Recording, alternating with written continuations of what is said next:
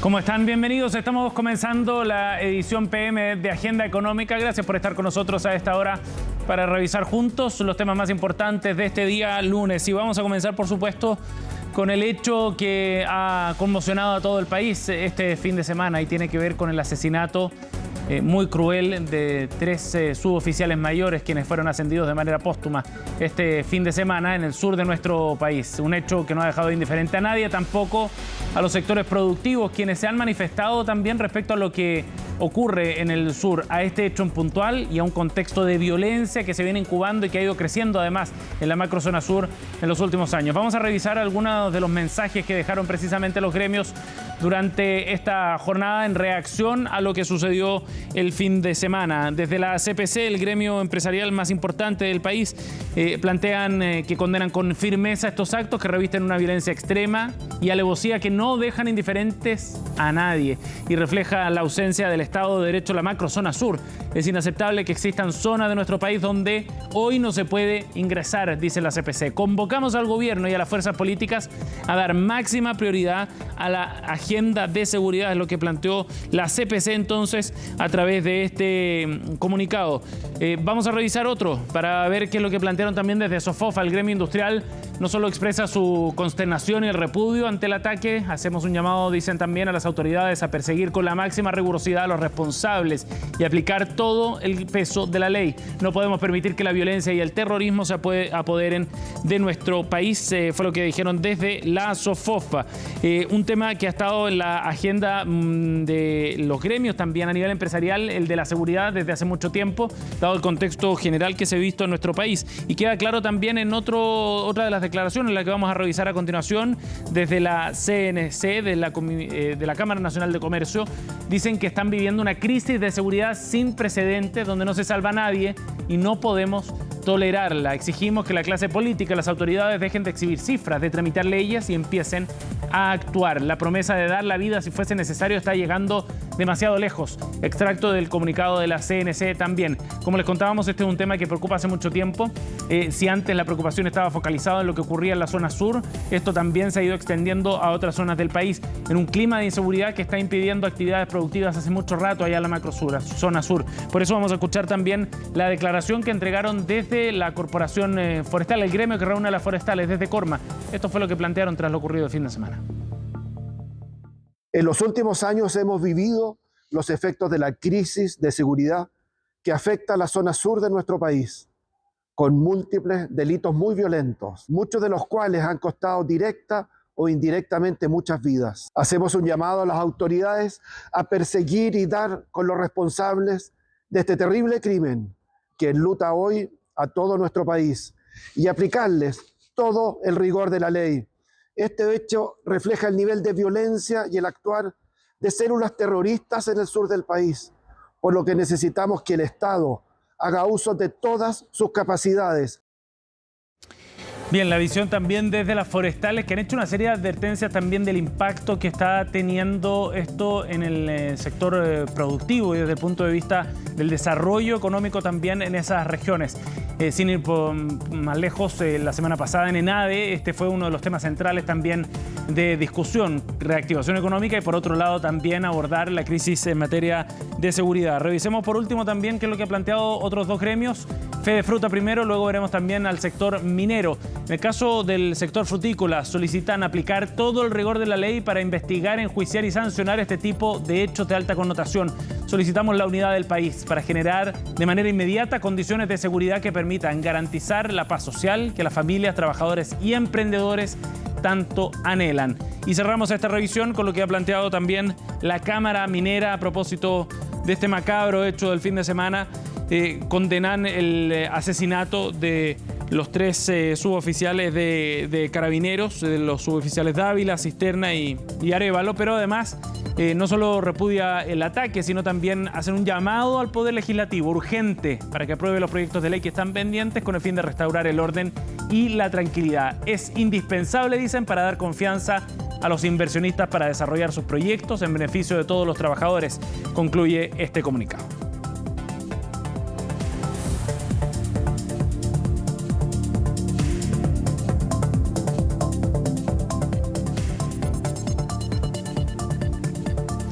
Bien, y vamos a cambiar de tema para revisar lo que ha ocurrido con Codelco durante esta jornada. Un día noticioso porque se desarrolló la Junta de Accionistas. Participó, de hecho, el ministro de Hacienda, Mario Marcel, también la ministra de Minería, Aurora Williams, en un contexto muy complejo para la empresa estatal minera por la caída de los niveles de producción y los niveles de endeudamiento que está enfrentando. Orlando Silva nos cuenta.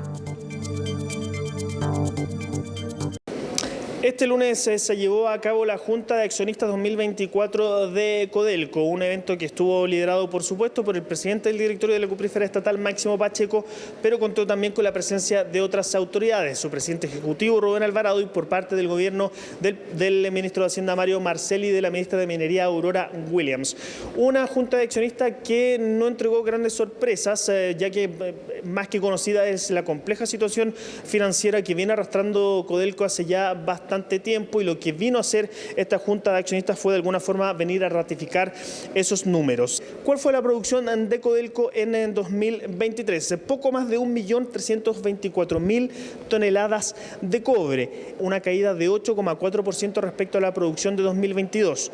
121.000 toneladas menos en concreto se produjeron en 2023 versus 2022. Principalmente, casi la mitad de esta cifra se explica por la caída en las leyes del mineral a lo largo de las distintas faenas que tiene Codelco a lo largo del país, y el resto, la otra mitad, se divide en distintos motivos. Por ejemplo, el efecto del atraso en la entrada en producción de algunos proyectos, 16% por eventos sísmicos y climáticos, y una parte menor por eventos operacionales que afectaron a las distintas faenas.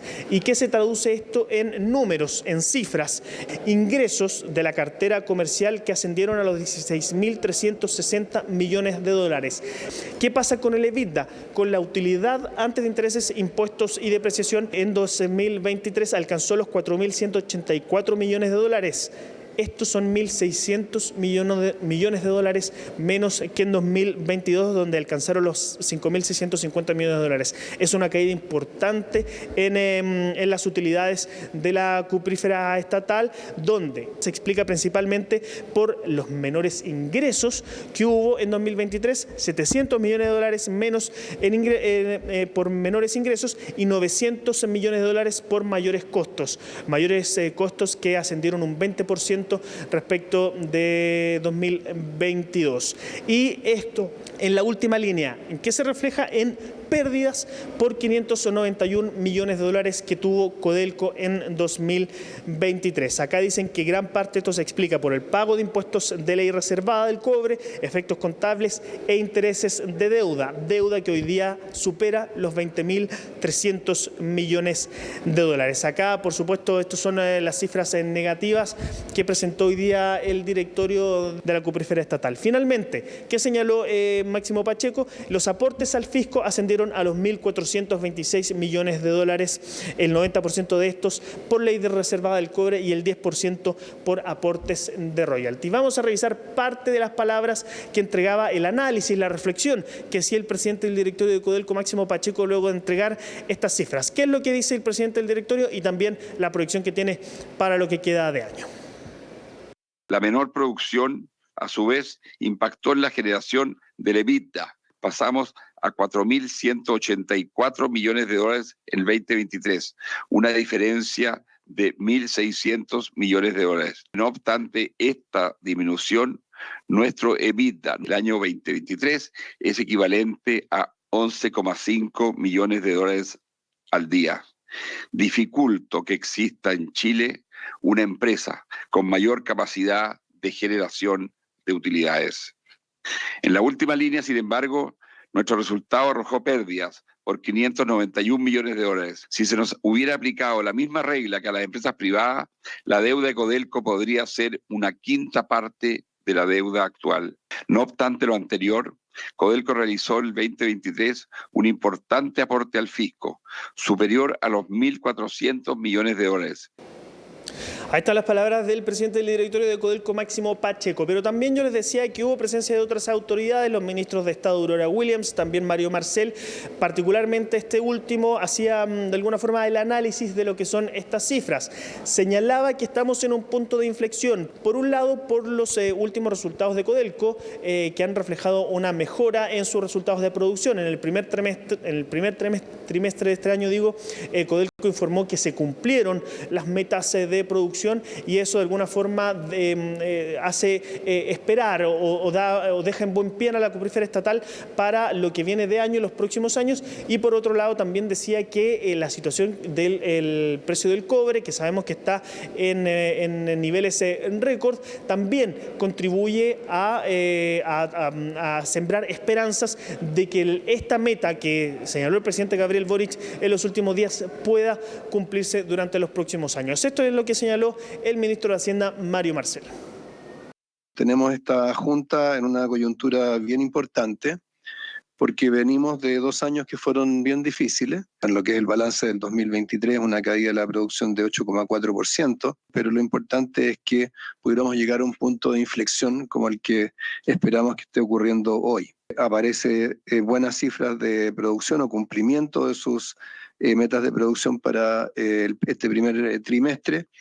Y esperamos que eso siga ocurriendo en el resto del año de tal manera de que se empiece a notar esa inflexión en términos de producción. Coincide al mismo tiempo con un escenario que se comienza a vislumbrar bastante más positivo para el precio del cobre.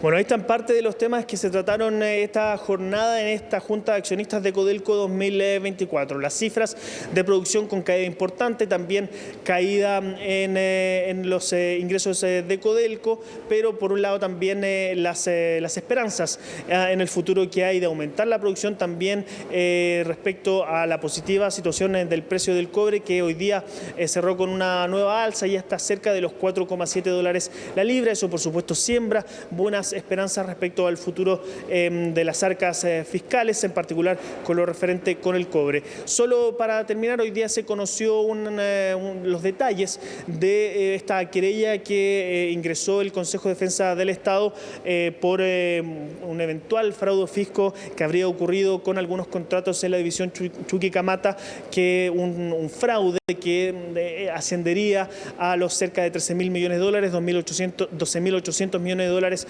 para ser más exacto. Hoy día se conocieron detalles de esta querella y por supuesto vamos a estar muy pendientes a los detalles y al avance de esta situación, porque sabemos que implica un monto importante de recursos y que involucra por supuesto a la cuprífera no solo más grande del mundo, sino que a la empresa más importante de nuestro país. Bien, y antes de irnos a la pausa, vamos a revisar un hecho bien relevante que va a ocurrir esta semana. Los mercados, de hecho, abrieron este lunes con esto en mente. La reunión de la Reserva Federal de los Estados Unidos, que ya ha ido impactando a los mercados. Se va a desarrollar entre martes y miércoles. Es un encuentro muy relevante. Lo que esperan desde el mercado fundamentalmente es que se mantenga este tono más bien de cautela que han adelantado ya desde la misma Reserva Federal sobre los recortes de las tasas de interés. La expectativa de un recorte se ha ido enfriando y podría postergarse incluso, dicen, para el próximo año. Y con eso en mente han ido operando los mercados. El dólar acá en Chile en particular tendió a la baja en la previa de esta nueva reunión. Lo que se da por descontado es que se mantendría la tasa de interés, pero lo interesante siempre es el mensaje y las perspectivas, sobre todo respecto a actividad económica de los Estados Unidos y al curso de la inflación, que ha sido bastante más resistente de lo que se preveía hace algunos meses atrás. Tema para seguir, por supuesto, durante esta semana. Lo haremos aquí en Agenda Económica. Nos vamos a la pausa y ya volvemos con más.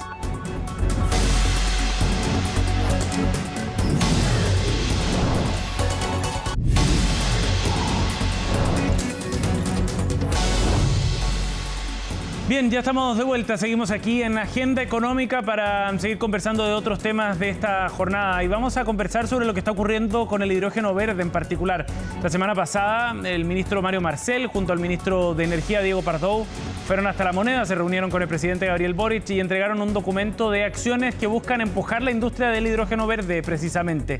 Esto coincide con un momento de mucha expectativa sobre lo que puede ocurrir con esta industria. Hay más de 60 proyectos en carpeta que han sido anunciados, al menos en distintas fases de desarrollo, por supuesto, a lo largo del país y por distintos actores también de la misma industria. Vamos a conversar de este tema y para eso estamos junto al director ejecutivo del gremio que reúne a las empresas vinculadas al hidrógeno verde. Estamos con Marcos Julca. Bienvenido, Marcos. Hola, muchas gracias por la invitación, Sebastián. Gracias por el contacto, muy amable. Marco, bueno, partamos primero por este catastro que publica Diario Financiero este lunes, bien interesante, con la información precisamente que ustedes tienen. Arma un mapa de lo que está ocurriendo con el desarrollo del hidrógeno verde. Son 67 proyectos que están en carpeta, anunciados, pero 8 de ellos en desarrollo. ¿En qué momento de este crecimiento está la industria del hidrógeno verde hoy día acá en Chile? Sí, es una buena pregunta. Nosotros lo que hacemos es catastrar los proyectos que han salido con información pública y efectivamente son 67 anunciados. Eso no quiere decir que estén operando. Claro. Cuando uno ve esa foto, tiene distintos cortes de información, ¿no es cierto? Entonces, de esos 67 nos damos cuenta que hay una masa importante de pilotos. Hay como 30 proyectos que están asociados a un tamaño piloto, o sea, a escala menor. Unos 19 de tamaño industrial y el resto de lo que se llaman gigascala, sobre 1 giga. Ahora, cuando uno ve el estado de desarrollo de esos proyectos, tenemos algunos pilotos, unos 8 proyectos pilotos que están operativos, que eso es bueno porque se va probando la tecnología, dónde están ubicados, la gente empieza a conocer de qué se trata el hidrógeno y hay proyectos que tienen distinta naturaleza. Hay proyectos que están asociados, por ejemplo, a inyección en la red que les llega a los hogares entre gas natural y con hidrógeno. Proyectos de combustibles sintéticos que hemos hablado en el pasado, que se puede poner directamente en los autos a combustión. Tenemos, por ejemplo, el de Walmart, que también se ha anunciado varias veces, el de las grúas horquillas, donde le están de alguna forma en Walmart poniendo directamente el hidrógeno a estas grúas, lo que tiene múltiples ventajas. Claro. Hay plantas pilotos que están dando vuelta, por ejemplo, en el norte para ver cuál es el mejor lugar. Entonces, de esos 67, para no confundirnos, hay noticias buenas, porque hay algunos pilotos que están operando, sí. Hay algunos proyectos que están entrando en el sistema de evaluación de impacto ambiental de escala mayor, de escala de mega, incluso algunos van a entrar que son escalas, pueden ser de giga. Entonces se ve que esto va avanzando. Sí. Efectivamente, lo que decías tú, existe este plan de acción que se lanzó la semana pasada donde todos los actores participaron y por mucho rato. Entonces es un buen lugar donde tiene toda la información de lo que tenemos que hacer, Marco, en los distintos ámbitos para poder avanzar, sí. Pero la verdad es que nos queda harto. Eso te iba a preguntar respecto a esas medidas, considerando el momento que está la industria y que todavía sigue en pañales, digamos, ¿no? ¿Las acciones que presentaron los ministros la semana pasada van en la dirección correcta? Sí, absolutamente. O sea, para estos proyectos, para que finalmente se puedan desarrollar y desenvolver, donde Chile, no olvidemos, tiene una ventaja inigualable en el mundo por las energías renovables, que es el principal insumo cuando hablamos del hidrógeno verde. Entonces sí, hay medidas que tienen que ver con el avance en la regulación, con avance en permisos, con incentivos a la demanda, que eso es muy importante porque hay muchos proyectos que están orientados a la demanda interna, no solamente de exportación. Hay proyectos asociados a infraestructura compartida. Se tomó muchas cosas también de las ONG y de la sociedad civil para saber qué tipo de aspiración tienen con estos proyectos que van a llegar a los territorios. Claro. Entonces, están las cosas bien específicas, están ahí de alguna forma bien explícita quiénes son los responsables y en qué plazos hay que cumplirlo. Pero como yo dije en algún minuto, el plan de acción que hay que ponerlo en acción, ¿no es cierto? Sí, hay que ponerlo en marcha. Es como la analogía que daba el presidente Nenae la semana pasada. Tenemos que ya entrar a la cancha a jugar y te diría que este primer tiempo tiene un rol muy relevante el gobierno para este primer tiempo. ¿En qué sentido? Es desde ahí donde los permisos en el fondo se tienen que agilizar, es desde ahí donde El mundo público, por ejemplo, podría ayudar en la demanda interna a través de empresas públicas o las propias agencias del mundo público, infraestructura compartida, concesiones marítimas en el sur es muy importante, los avances de las asignaciones, por ejemplo, de terrenos en el norte, esto ventana al futuro, que tenemos que agilizarlo. Entonces, en este primer tiempo, los jugadores que tienen que poner harto esfuerzo son del mundo público y desde el mundo privado, por supuesto, con lo que sabe hacer el mundo privado, ¿no es cierto? Sí. El desarrollo tecnológico, la implementación de estos proyectos.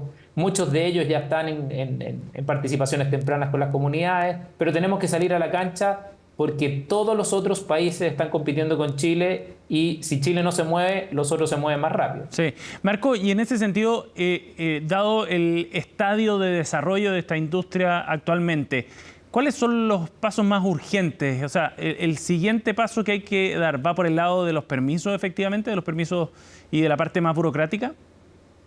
Esa es una muy buena pregunta, porque Chile va a competir porque tiene el recurso renovable y es desde ahí que puede llegar a precios muy competitivos. Es de ahí donde, si lo hacemos bien las cosas, pocos nos pueden competir. Y desde el punto de vista de recursos financieros se necesitan, pero no vamos a poder competir tampoco con los países del norte más desarrollados porque ellos sí o sí van a inyectar muchos recursos, subsidios, incentivos. Nosotros podemos hacer algo. Pero donde sí tenemos que hacer algo es evidente en todo lo que tiene que ver con los permisos, que se ha venido discutiendo ya por un rato, Sí. En hacer mucho más ágil la evaluación y los trámites. Concesiones marítimas, por ejemplo, en el sur no nos podemos demorar 5, 6, 7 años. O sea, por la legislación nos deberíamos demorar un año y medio máximo.